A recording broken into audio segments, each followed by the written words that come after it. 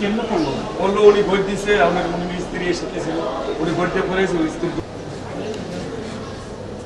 হাতে ইনফেকশন যদি প্যারেক ঢুকছিল, একটা ঝঙ্কার ধরা প্যারেক, মোটামুটি সুস্থ হয়ে আসছে আপু। ঠিক আছে, প্রায় সুস্থ হয়ে আসছে আল্লাহর রহমতে। 2-3 দিনে বাড়ি ফেরা ওইরকম আশা ভরসা ছিল। এর মধ্যে ওই বৈশা সিটের মধ্যে বৈশা জাস্ট হঠাৎ ওই থু ফেলতে গেছে, মাথা ঘুরুন দিছে তো বসার থেকে, তার মধ্যে আমু খাবলা দিয়ে যাচ্ছে, তবু ধরে রাখতে পারে নাই, ফুরে গেছে 5 তলা থেকে। দুর্ঘটনা না ঘটতে পারতো, এই পাশটা যদি ঝিল লাগানো থাকতো, যদি আমার তো মনে হইতেছে ঝিলটা থাকলেও না, উনি যদি নাড়াচাড়া করছে বা উনি গৈর খেয়েছে, গৈর খাওয়ার পর উনি ঝিলটা থাকলে ওইখানে পড়তো না, পরে এই দুর্ঘটনাটা ঘটতো না। এখানে বেড দেওয়া উচিত ছিল না, রুগীর সংখ্যা তো বেশি, মানে বেডের তুলনায় কিন্তু রুগীর সংখ্যা বেশি। ওই কারণে মানে যদি বেড দিছে ঠিক আছে, সমস্যা নেই, কিন্তু একটা ঝিল থাকতো তাহলে এই দুর্ঘটনাটা হইতো না।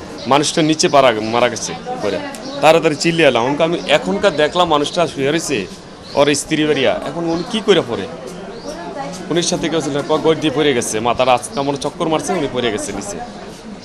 তারপর আইয়া দেখলাম, তারপরে আবার রাত্রে 11টার দিকে আমি চলে গেলাম, 11:30টার দিকে মানুষ যখন ভিড় হয়ে গেল, তখন যাই আবার আমার রুগীকে দেখলাম। রুগী দেখার পর আইয়া দেখতেছি আবার 12টা 12টার দিকে এই ব্যাটগুলি সরাই নিতেছে, পরিষ্কার করতেছে, যার জানে সবার ব্যাটগুলি পরিষ্কার করে দিতেছে সবার। আমি বললাম ওনাকে যে কে জানি একজন কর্মচারী এখানে, এরপরও আমি বললাম এখনকার আপনি কেন এটা পরিষ্কার করতেছেন, এটা থাকুক, একটা মানুষজন অ্যাক্সিডেন্ট করছে, কিছু আইয়া লোকজন দেখুক এটা কী কারণে হলো।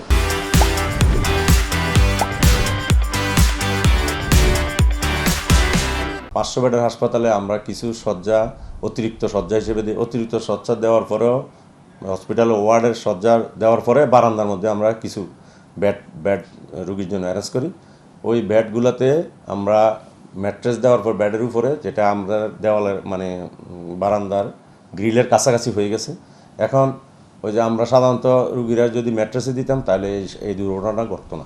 ভবিষ্যতে আমরা এই ব্যাপারে সতর্ক থাকবো। আমরা যে বারান্দা যে বেডগুলো আছে, যে খাটগুলো আছে, খাটগুলো আমরা সরাই দিব এবং রুগীকে ফ্লোরে দেওয়ার চেষ্টা করবো। যেহেতু আমরা রুগী যে চিকিৎসা নিতে আসবে তারা যেহেতু আমরা চিকিৎসা দিতেই হবে, আমরা বাধ্য, গভর্নমেন্ট হাসপাতাল কারো আমরা ভেড়াই দিতে পারি না। এই কারণে আমরা সবাই চিকিৎসাটা অ্যারেঞ্জ করব, কিন্তু আমরা রুগীরে যে খাটগুলো আছে এগুলা সতর্কতা হিসেবে। আর আমাদের যদি পিডাব্লিউডি যেহেতু বিল্ডিং যে ডিজাইন করে ওনারা আমাদের করিডোরে সাধারণত কোনো